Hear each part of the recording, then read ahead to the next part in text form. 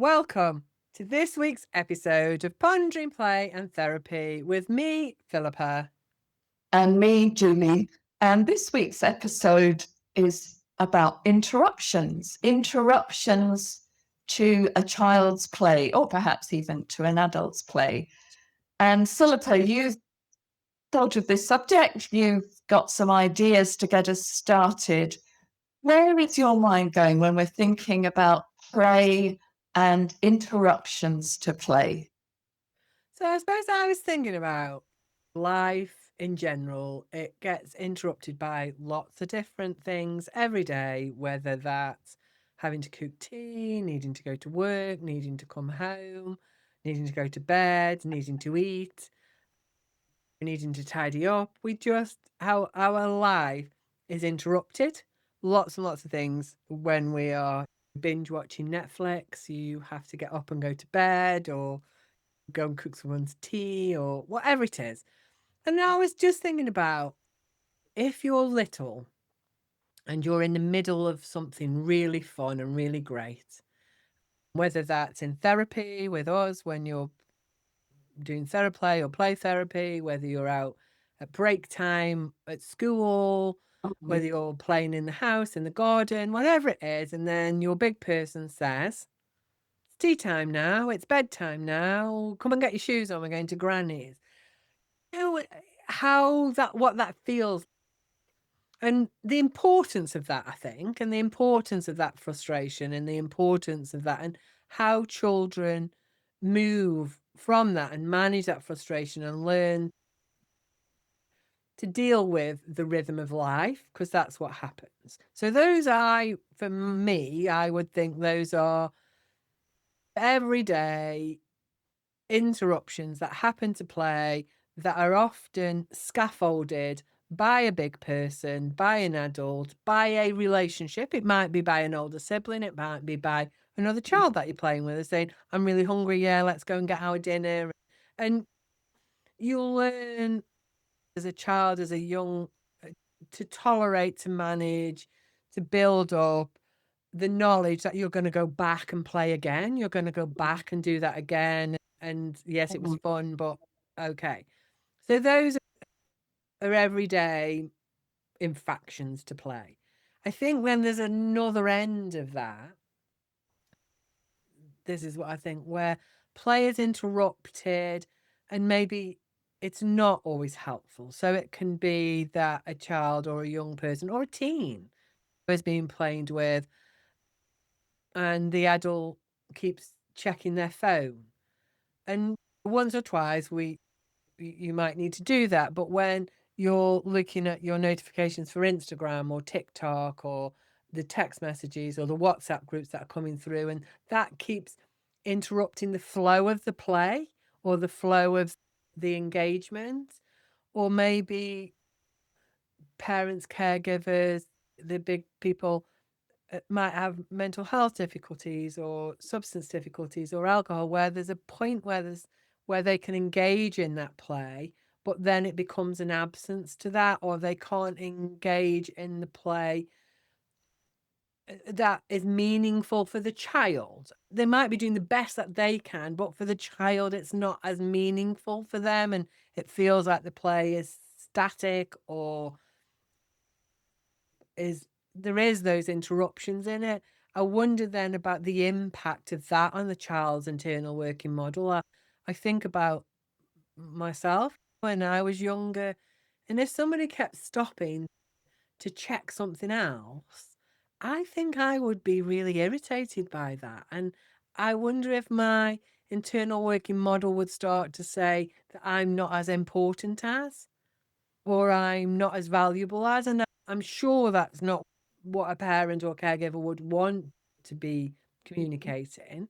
But so I think and then there's the whole gamut in the middle, isn't there? So I suppose that's what I was thinking.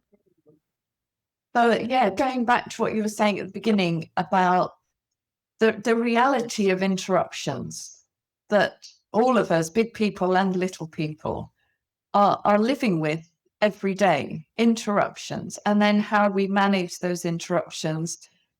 And as we talk about often on the podcast about how the big people can help the little people, and little emotionally as well as in years. It might be somebody in their 30s and 40s that we're supporting to find their own ways of it's more than managing, accepting and being able to shrug our shoulders, being more relaxed in our minds and bodies about interruptions. And for very little children, that's happening all the time at home and at school. That's their two main places. If they're at school, not every child I know is in a school. We're with other people outside the family and we're with the family. That's generally. And things stop and start. And that I'm just thinking particularly about the school day, how well scaffolded that is for many children. Because and staff, there's a timetable that says you're in the playground at 8:45. You line up at 8:50. You come in, and then there's a break time, then there's a lunch time, and then there's home time. And I think for children, and for the adults, that's what keeps the day moving. Mm.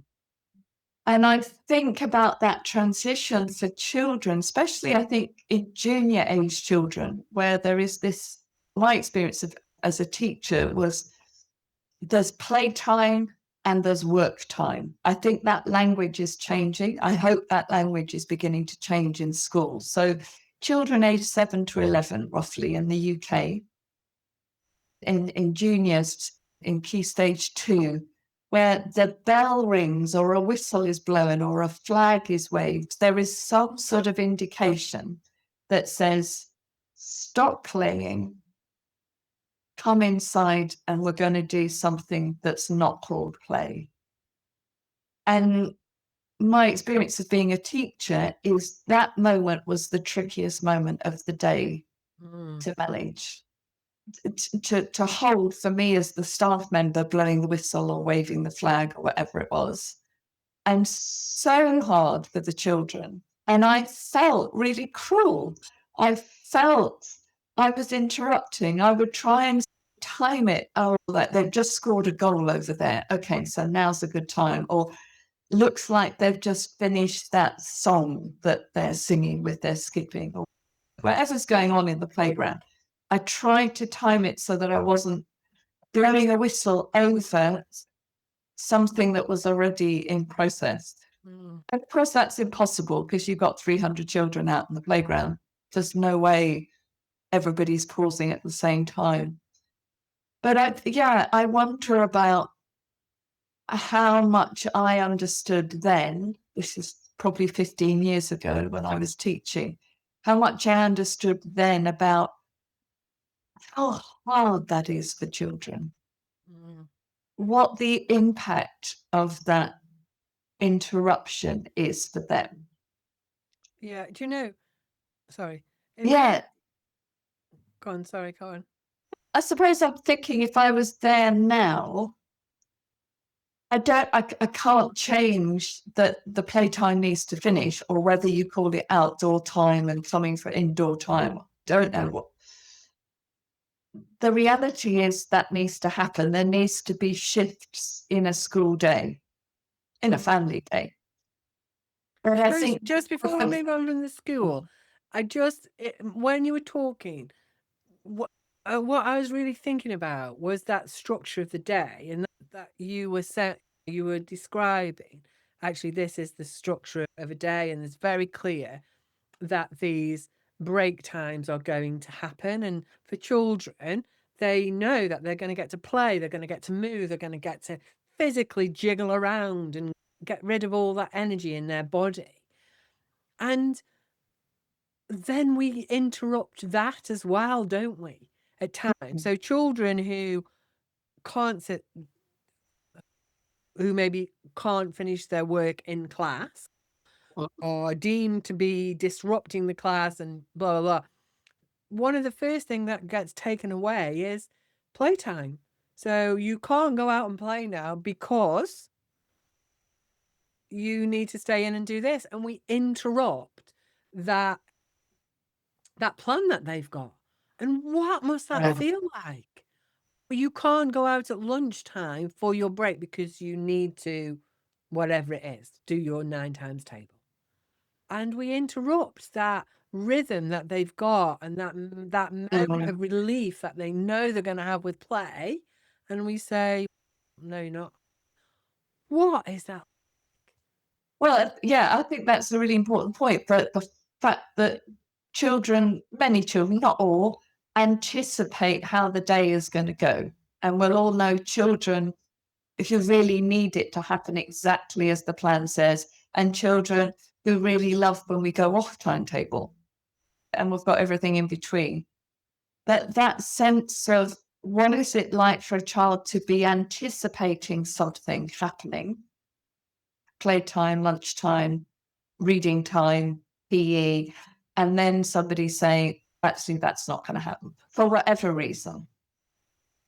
Could be it's the sports teacher isn't in today, so we've swapped the days around.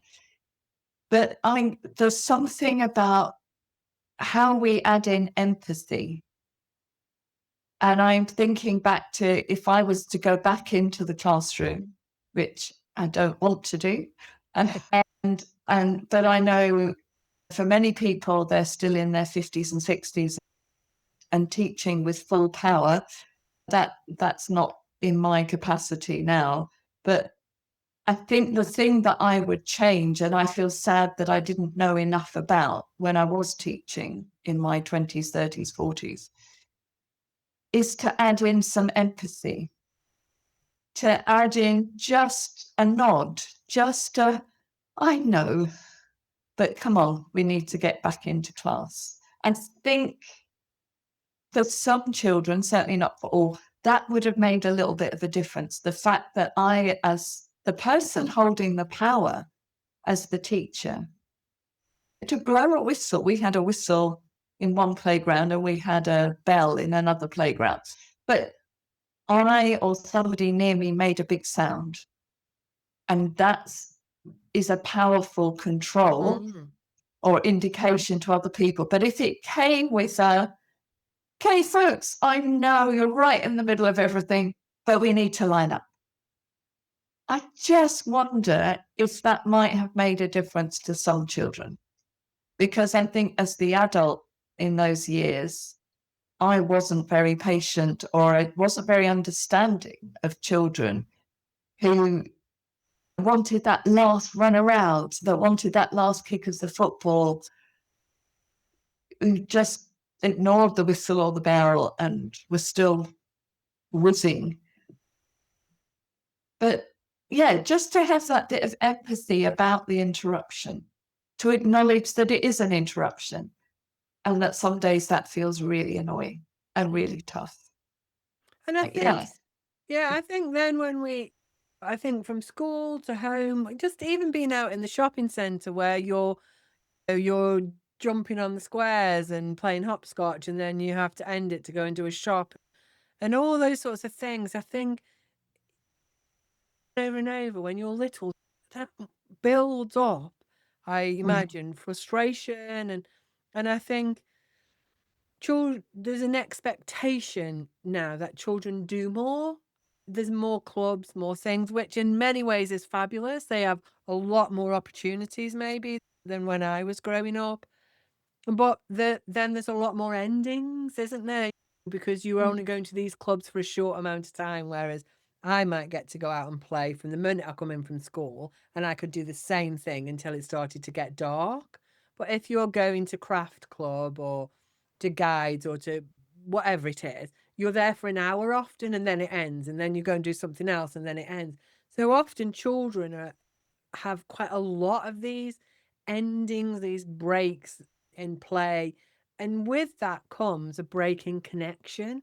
I think that's one of the biggest things for me is that if they are on the playground, they might be playing with children from different years.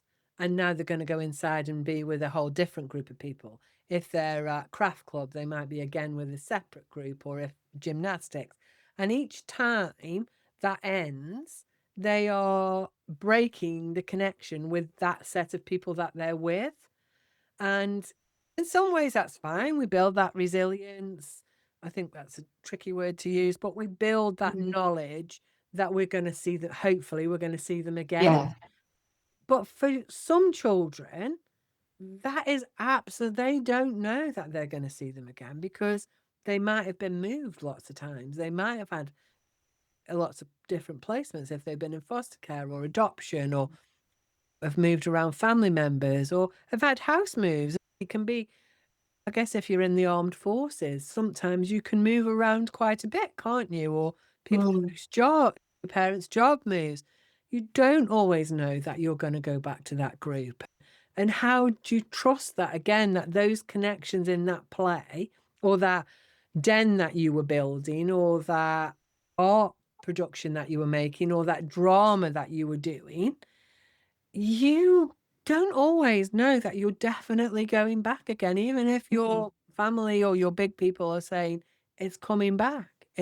Or either in youth clubs, how many youth clubs have shut down for youth services because the funding's not there and children have been going and then it's ended and then it hasn't gone back Mm. again. Those, I think that's what happens is there's those break in those connections. And yes, it builds this understanding and this scaffolding, but it can also create a high level of anxiety and worry for many children.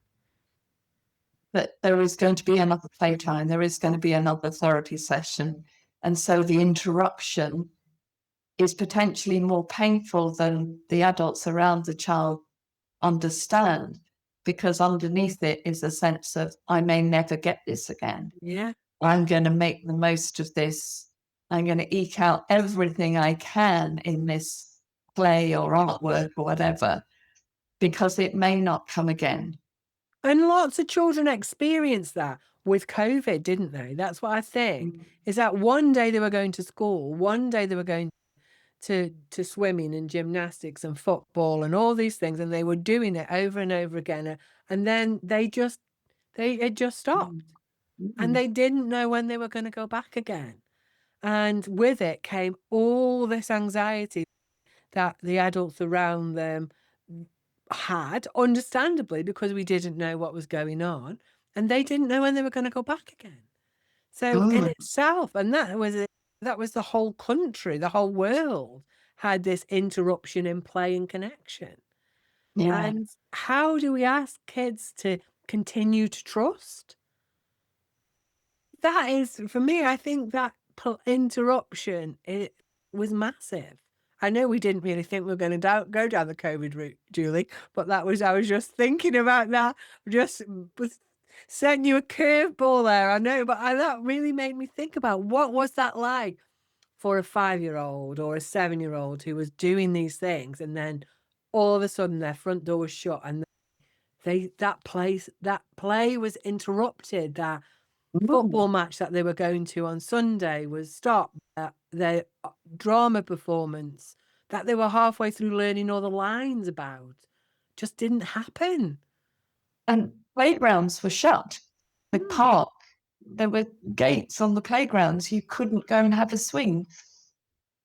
Yeah, so it's making me think about those huge interruptions to play and connection, like COVID, and then the tiny, what feel to me as the adult, the tiny interruptions around, okay, tea's in 10 minutes, can you clear up your, and and how empathy can be really used within all of those to say, and you will come back to it. So I wonder if an interruption is more painful if there isn't a belief by the person who's been interrupted that it will come again.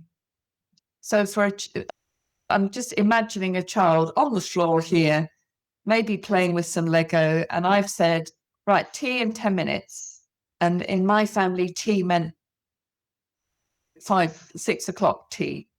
Some people call that dinner. I've had lots of Mhm. those conversations over the last few weeks about when's your dinner and when's your tea. So for us, it was tea at 6 o'clock.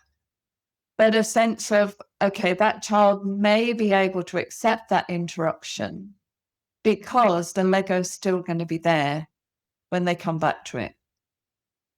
If there's a sense of, I trust that I can leave that there, and the 12 minutes it takes me to have my dinner or my tea, I can come back to that and it will still be there.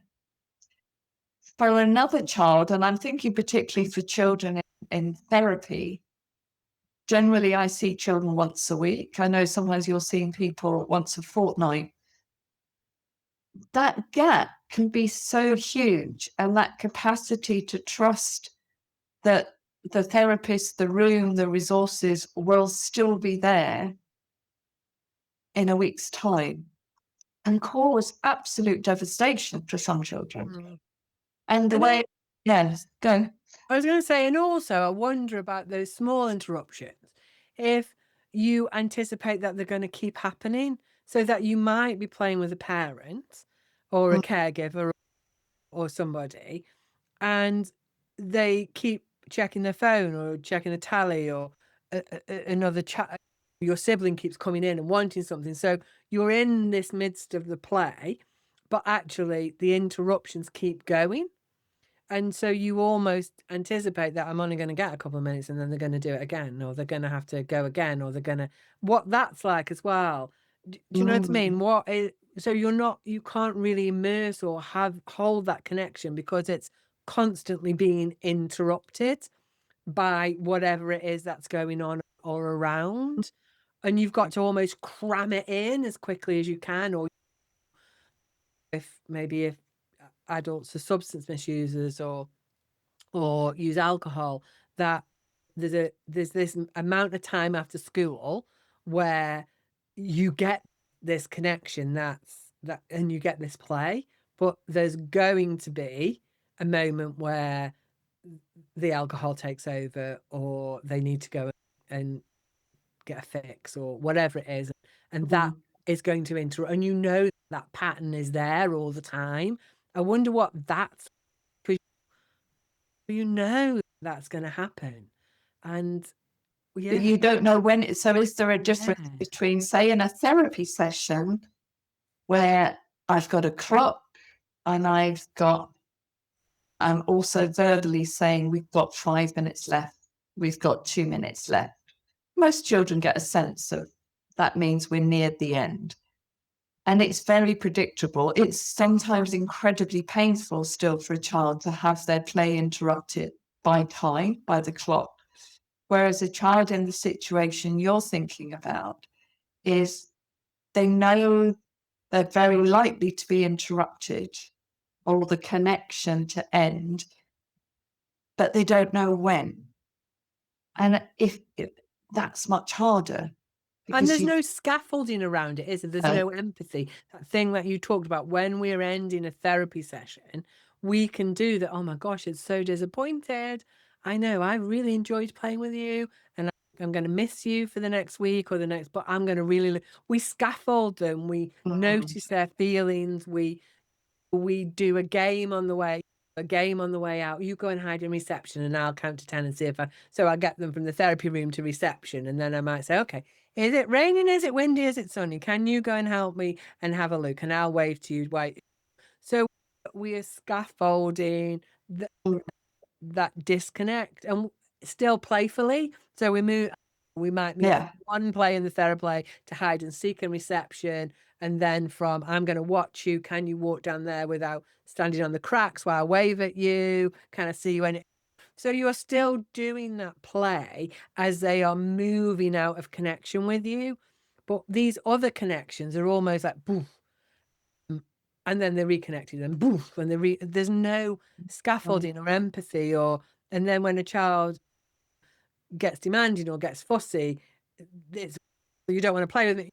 But you can see the frustration that might build up and the conflict that happens in those moments. Do you know what I mean? It's not done in this empathetic, this scaffolding, this building, this that actually even when we're not in play, this is still present. Does that make sense? yeah. And I'm thinking about my doorbell. I'm sitting in what is my therapy room at home, and it looks out along the road. It looks out towards the front of the house. And to the side, I can see when a child comes. And I have a special bell. I've got my normal ding dong electric bell, but it's too high up for most children. So I've got a much lower bell, a little dingling, ding, ding, ding, ding type bell. And it's only used on the days I do therapy at home. Although the postman used it the other day, and he was so delighted. He said, "That's the most beautiful sound. I love that. Can I do it again?" And I was like, "Yes, of course." But it's got a really beautiful sound. So that's how I mark the beginning of the session, is that sound.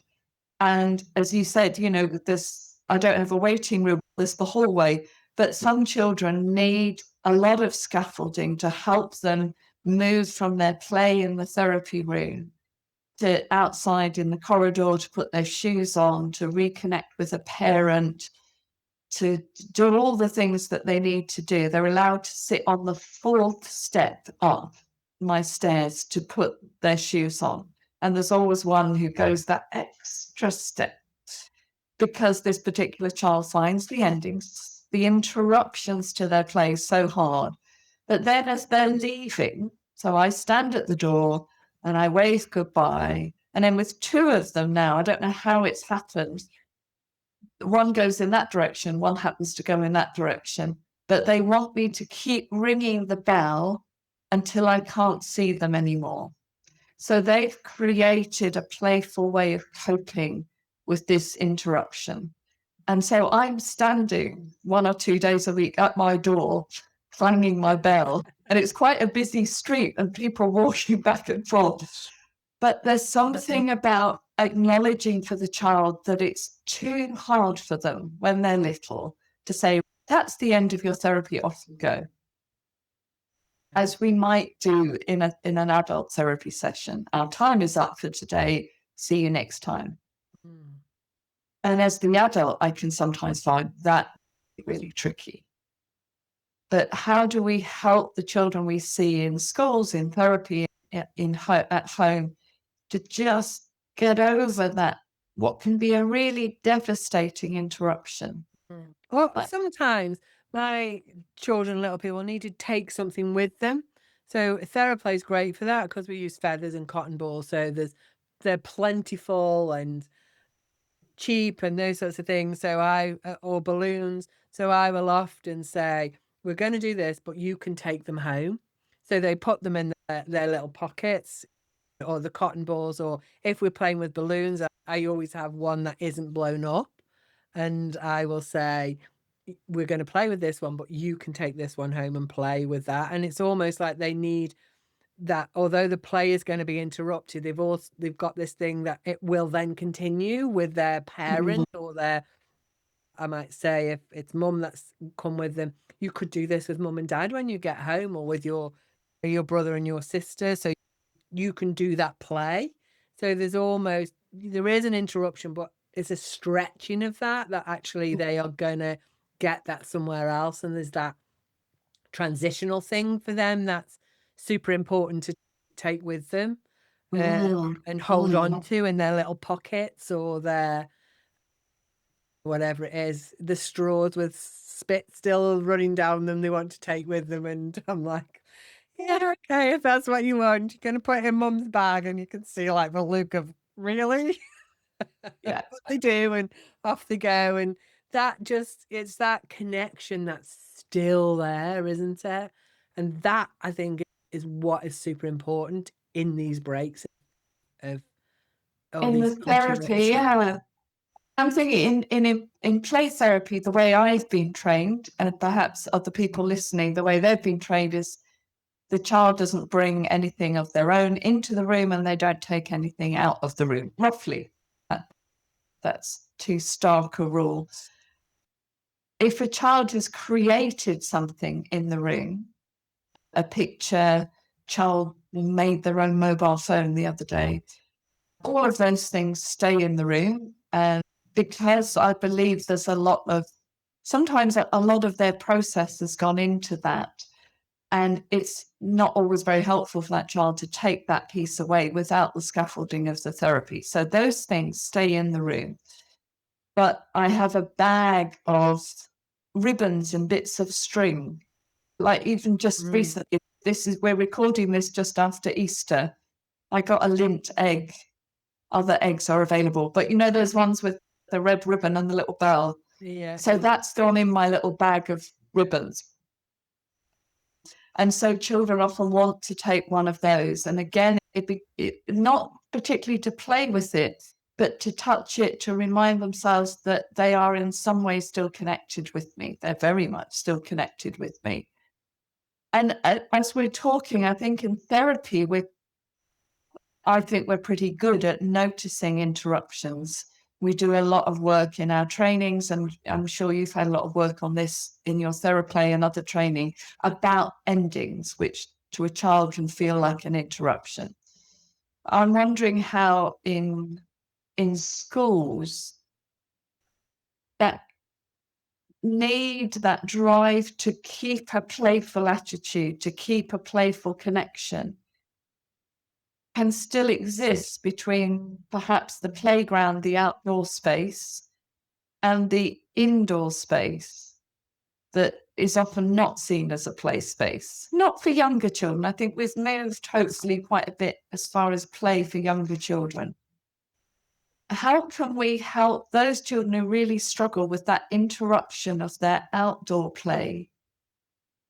How can we help them with that interruption, that transition back to class? Or is that not is the reality is there are these big contrasts, and our role as educators, as school staff is to, yeah, what does helping look like in that situation? I think I would think is the first thing I imagine most schools would say is we can do this with more investment and more staff. And that's one of the things, isn't it, for lots of our services, whether you're a social worker, a teacher, a therapist. I work in a private setting, so actually I'm quite privileged and I have a lot of space and a lot of leeway to do a lot more things. If you're in CAMS, if you're in the NHS, if you're in a therapeutic adoption support, foster care, social work, anything like that, I imagine, I don't imagine, I know that resources, staffing are really tight, aren't they? And that most people are doing the best they can with what they've got. So I think lots of people would say we need more, but I do think, and I absolutely get that, but I also think there are ways that not just schools, nurseries, even for little ones, social workers, youth workers, whatever, can think about actually what is this like for this child? And it might not be the same for every child. How do we how do we help them have the extra lap around the football pitch? Do you know what I mean? That they just need that extra moment and not see it as defiance or controlling behavior or not following the rules or whatever it is, but just know that this kid just really struggles from transitions because maybe at home those interruptions happen so often, or that they're a young carer or they don't have the space at home to do these things, that there's lots of things that go on for children that mean play in schools, play outside of schools becomes super, super important, or that they've lost so much in their life that actually they really need to hold on to the things that give them moments of joy or moments of relief from the pressures of everyday stuff, or maybe they just don't feel great in the classroom, but they feel amazing on the football pitch or on the hopscotch thing. And so I think that we can build in, okay, Johnny, can you just run around that pitch and make sure nobody's left their jumper? Do you know what I mean? You can give them away. You don't have to say, no, get in line. Because, and sometimes you've had the conversation, you've interviewed Sarah Law, you too, talks about that building underdeveloped sensory systems. And for children, sometimes standing in a line is really tricky. So they need to run around a little bit more. And if you've got all the years, like I remember all the years lining up, and if you were the last one in and it was pissing down with rain and freezing cold, then you were really irritated by that point.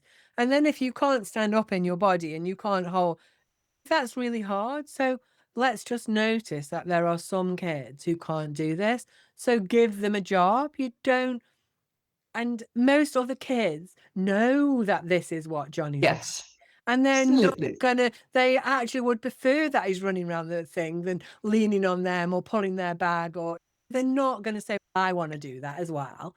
Because kids are really open to that sort of stuff, I think. Yes. Yeah, I think that's definitely my experience of many years of teaching is children understand each other in the classroom far better than I did sometimes as the teacher. Partly because by year six, by age 11, they've been with each other for 7 years, and I've only got them for 1 year. So actually, the children know how the class works much better than I do, certainly in September as a new teacher into that. They are already the family, and I'm coming in almost as the new parent. But they know how everybody in that room works. And I think they're very skilled. They can't always articulate it, but I've never come across, and other people may have had very different experiences, but I've never come across children being annoyed that somebody else got to do something like carry. We had, it was a church school, so quite often, if we had a bouncy child, a child who just couldn't stay, even lying down, they just couldn't do it. We had a set of Bibles. Bibles are quite thick books. We'd ask them to take sets of Bibles to another classroom a long way along the corridor. Mm. And this set of Bibles just went back and forth all week between various class teachers, 10 at a time, or maybe five, or you can only manage five at a time. They'd have to make 6 trips to get all 30. And it did the trick. It got the child to move, gave them something heavy, and it allowed the rest of the class to settle after a break time. And Um, also, yeah, I was thinking like it's, needed. yeah, it's about extending that as well. That if they've been painting or drawing or something, ha helping them transition out by letting them wash the pots and the brushes, or letting them tidy.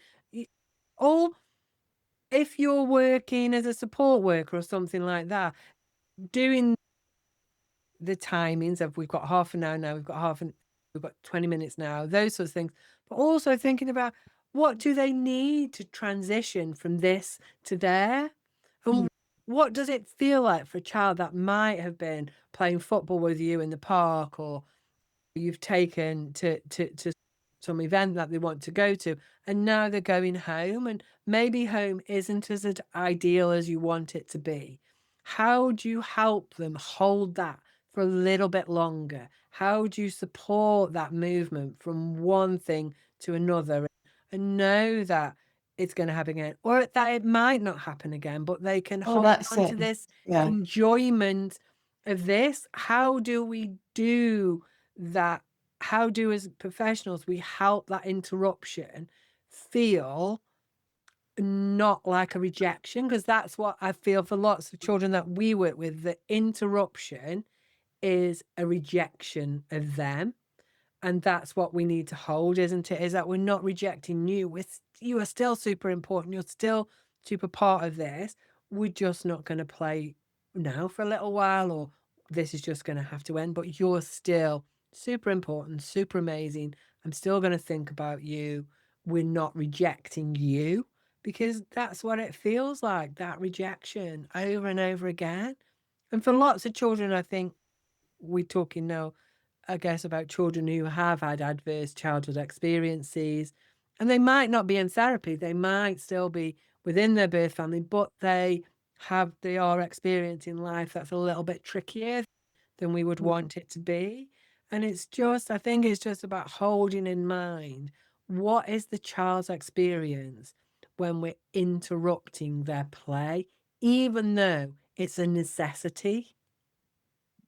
And it goes back to that sense of being aware of the impact potentially and showing and giving some empathy to that, even though the reality is it needs to stop, we need to move on. Mm. And I'm thinking about what message we give as the big people around little people about the actual play about what we might approve of or want to encourage. I'm thinking of situations that I've been in with little people in my life when I've interrupted their play, not necessarily because it's time to move on to tea or bedtime or go to school or whatever. It's not a time factor.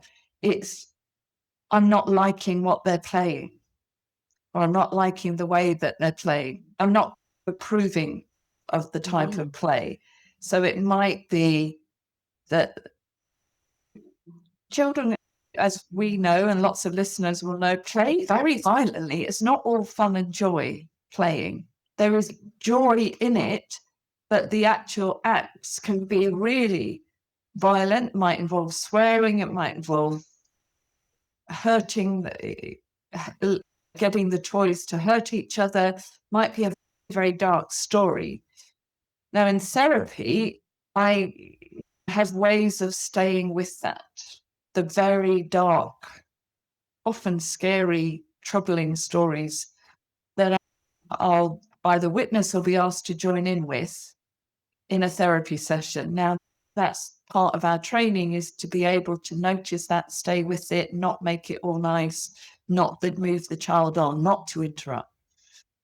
But in a home situation, or say in a school situation, or on the bus with the child in a public place, and the child might be playing something quite dark or quite menacing or really sad. I've certainly, as an adult, when I'm not in therapy role, have wanted to stop that. I've wanted to say, "Oh, can't you play something a bit nicer?" And I want to put my finger on my lips now and go, I can't believe I did that. And in fact, I think sometimes I still might do that. But what is it that we as the adults might interrupt way before it's ready to end? And what is causing us to want to interrupt? It's not a time, it's not a time factor, it's not another, we've got to go somewhere, or this isn't the right place.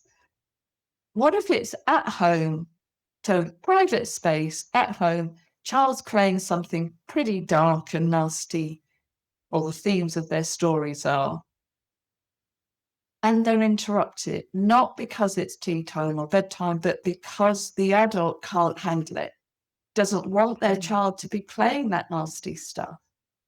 What does that say to the child?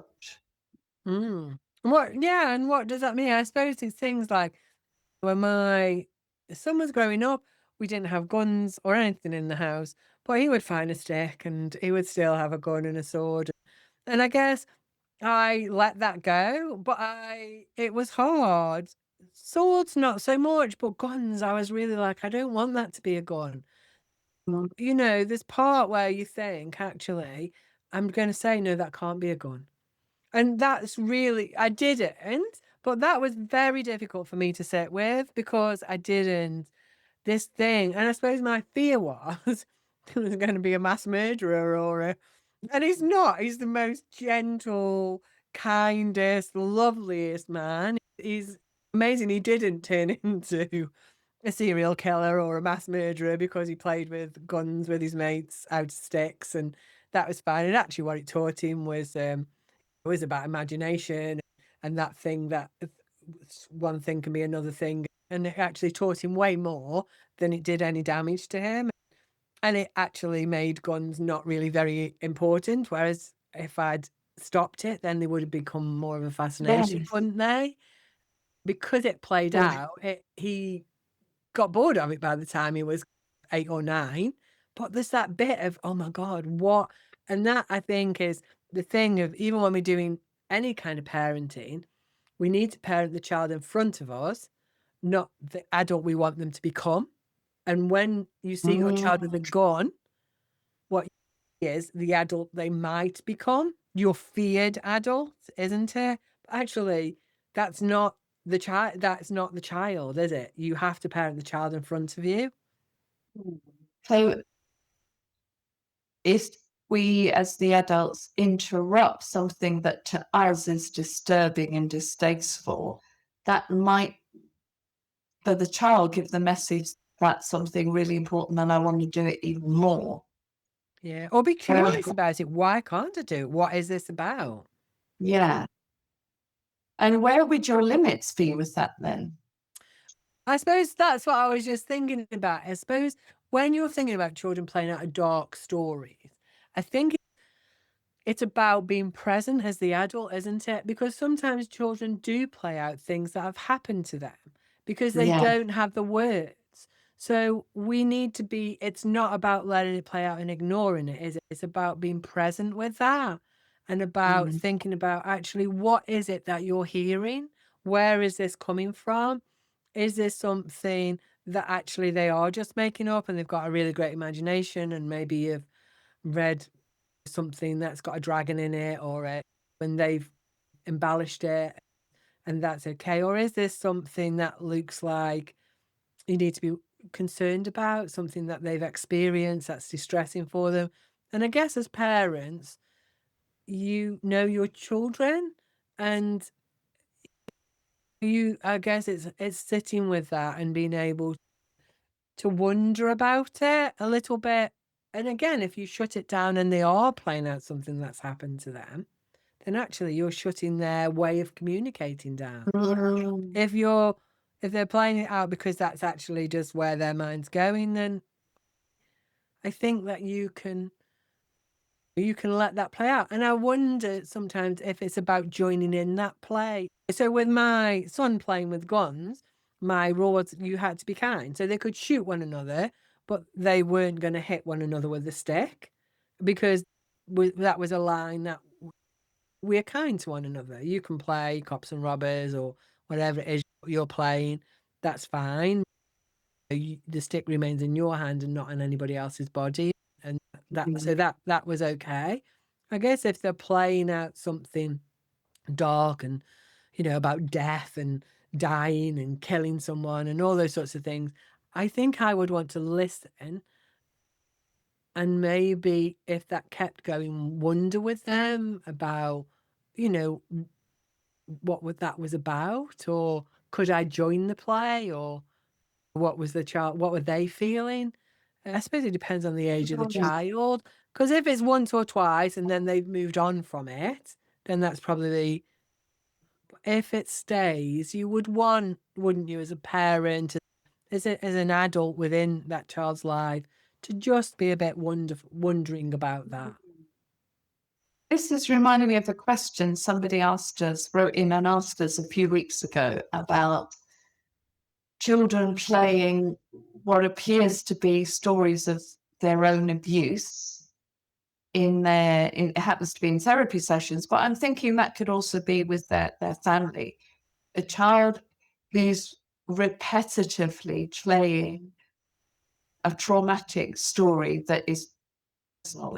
It seems to be in some way a reenactment of things that have happened to them when they were younger. Would we ever, as therapist or parent, interrupt that and say, not now, or that's enough for now? Because the child is potentially getting themselves really more and more wound up. And when can that possibly be unhelpful? Yeah, And the way as I think about it is this some children, it appears in their play that they're on a circle yeah, and that circle isn't going anywhere. It's like they're on a racetrack. They're at Brands Hatch or some motor track and they're going round and round, lap after lap. Whereas, and for that child, I may want to pause with them. mm, And so that might be experienced as an interruption for them, or Julie saying, I shouldn't be doing that. So I have to do it very carefully. What I'm looking for is it more being a spiral, more like a helter skelter. So it's the same material, but it's got a different feel over time. So it feels like the play is working. It's something is being processed and changed and rethought and replaced in the body and the mind. So I wonder if sometimes we should be interrupting.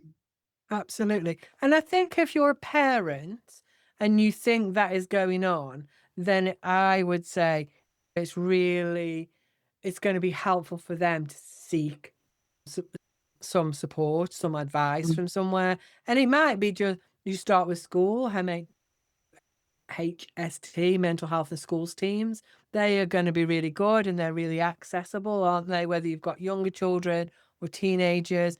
As a parent, you can go and seek that support and advice from them, or some you might have other services involved, but I know schools often have the MHST teams.